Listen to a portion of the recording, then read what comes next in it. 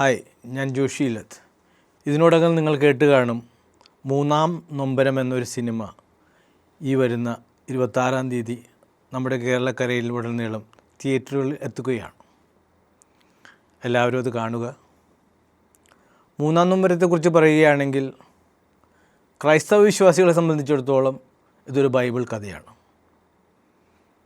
തൻ്റെ പ്രിയ സുധനെ 12-ാം വയസ്സിൽ കാണാതാവുന്നതും അവനെ തേടി നടക്കുന്നതും ഒടുവിൽ ദേവാലയത്തിൽ വെച്ച് അവനെ കണ്ടെത്തുന്നതും അതാണിതിൻ്റെ ഇതിവൃത്തം. ഒരുപക്ഷെ എല്ലാ വിശ്വാസികൾക്കും അറിയാവുന്നത് ഉണ്ണിയെ കാണാതായതും കണ്ടെത്തിയതും ദേവാലയത്തിൽ കണ്ടെത്തിയെന്നുള്ളൂ.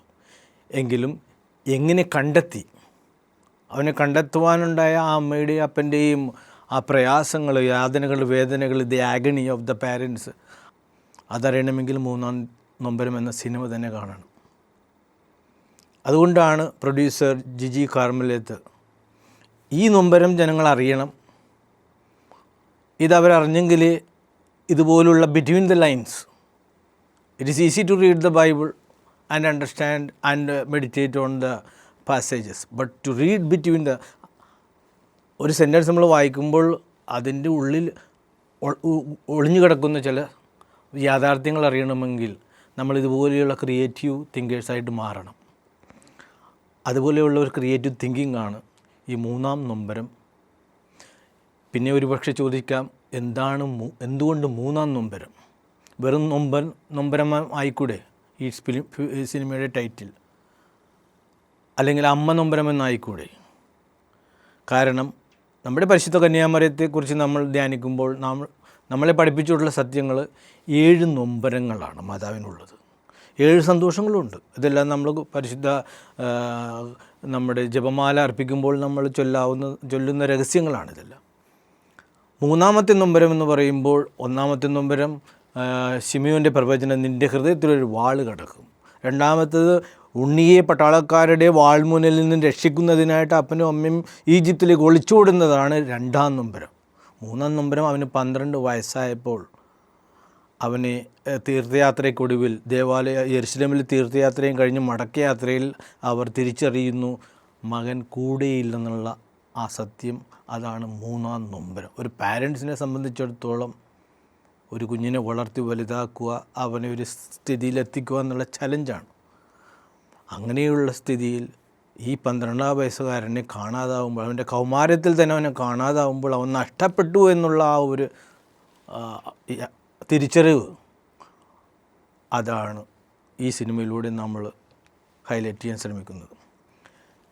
പിന്നെ ഒരു സത്യം ഇതിലൂടെ വെളിപ്പെടുത്തുന്നത്, only the wounded will know the wounds of others.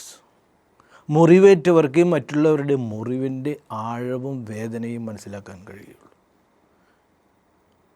അപ്പോൾ മാതാവിനെ സംബന്ധിച്ചിടത്തോളം തൻ്റെ പ്രിയസുതൻ തന്നിലൂടെ ഒരു ദൈവപുത്രൻ ജനിക്കുമെന്ന വാർത്ത ഗബ്രിയേൽ മാലാഖ വഴി അറിഞ്ഞ ആ നിമിഷം മുതൽ മാതാവിൻ്റെ ജീവിതത്തിൽ യേശുവിൻ്റെ കുരിശുമരണം കഴിഞ്ഞ് ഖബറടക്കം വരെ ആ അമ്മ അനുഭവിച്ച നൊമ്പരങ്ങൾ മാത്രമാണ്. പിന്നീട് നൊമ്പരങ്ങളെ ഉണ്ടായിട്ടുണ്ടാവുള്ളൂ അമ്മയുടെ സ്വർഗാരോഹണം വരെ. അപ്പോൾ ആ നൊമ്പരങ്ങളെ മാത്രം തൻ്റെ പ്രിയസുതന് വേണ്ടി, അല്ലെങ്കിൽ ഒരു മകന് വേണ്ടി നൊമ്പരങ്ങൾ മാത്രം ഏറ്റെടുത്ത ഒരു അമ്മയെ നമ്മൾ ഈ ലോകത്ത് അന്വേഷിക്കുകയാണെങ്കിൽ there should be only one name, that is the virgin mother of God, അല്ലെങ്കിൽ ദ മേരി ഓഫ് നാസറേത്ത്. അത് മാത്രമേ ഉണ്ടാവുകയുള്ളൂ. അപ്പോൾ ഈ ഒരു സിനിമ നിർമ്മിച്ചത് സെസൻ മീഡിയ, അതായത് സെസൻ ടെക് എന്ന ഒരു IT കമ്പനിയുടെ ഒരു കമ്മ്യൂണിക്കേഷൻ ബ്രാഞ്ചാണ് സെസൻ media. It is situated in Bangalore. അതിൻ്റെ MD മിസ്റ്റർ ജിജി കാർമലേത്ത്, അദ്ദേഹത്തിൻ്റെ ഒരു താല്പര്യം മാത്രം, അല്ലെങ്കിൽ ഇന്നത്തെ സമൂഹത്തിന് ഇതുപോലുള്ള സന്ദേശങ്ങൾ കൊടുക്കണമെന്നുള്ള ഒരൊറ്റ ആർജി കൊണ്ട് മാത്രം നിർമ്മിക്കപ്പെട്ട ഒരു സിനിമയാണിത്. അപ്പോൾ പ്രിയ വിശ്വാസികളോടും, അതുപോലെയുള്ള നമ്മുടെ ഏത് നല്ല സിനിമ വന്നാലും മലയാളക്കാരുടെ ഒരു പ്രത്യേകത എന്ന് വെച്ചാൽ there is no religion there.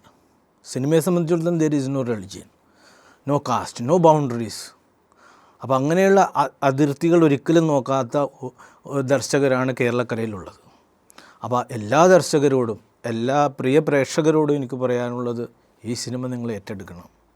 കാരണം അമ്മയെ സ്നേഹിക്കുന്ന മക്കളെ സംബന്ധിച്ചിടത്തോളം സ്വന്തം അമ്മ നൊമ്പരപ്പെടുന്നത് കാണാൻ ആഗ്രഹിക്കാത്തവരാണ്. അപ്പോൾ ഈ അമ്മ നൊമ്പരം മലയാളക്കരയിലെ അമ്മമാർക്കും അപ്പന്മാർക്കും മക്കൾക്കും ഒരു മോട്ടിവേഷണൽ സ്പിരിറ്റായി മാറുമെന്നുള്ളതിൽ ഒരു സംശയവുമില്ല. And I believe in that. And ഈ സിനിമ നമ്മുടെ വിശ്വാസങ്ങൾ എംപവർ ചെയ്യും, നമ്മുടെ ജീവിത രീതിയെ എംപവർ ചെയ്യും എന്നുള്ള ഒരൊറ്റ വിശ്വാസത്തോടെ ഞാൻ എല്ലാവരെയും ഈ സിനിമ കാണുന്നതിനായിട്ട് വിനയപൂർവ്വം അഭ്യർത്ഥിക്കുകയാണ്. ഞാൻ ജിജി ജോസഫ് കാർമലേത്ത്.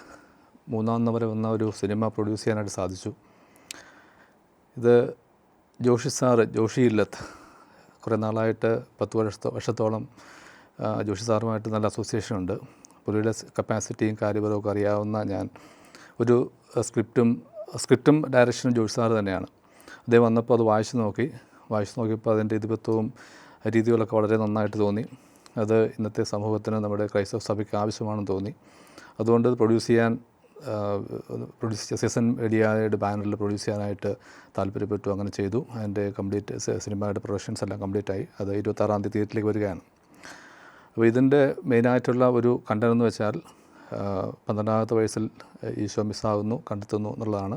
പക്ഷേ നമ്മൾ ബൈബിൾ വായിക്കുമ്പോഴും പ്രാർത്ഥനകളൊക്കെ പറയുമ്പോഴും 12 വയസ്സിൽ മിസ്സായി കണ്ടെത്തി എന്നുള്ളതാണ്. അതിനിടയ്ക്ക് ഉണ്ടാകുന്ന സംഭവ വികാസങ്ങളെപ്പറ്റി ധ്യാനിക്കാറോ ചിന്തിക്കാറോ ഇല്ല.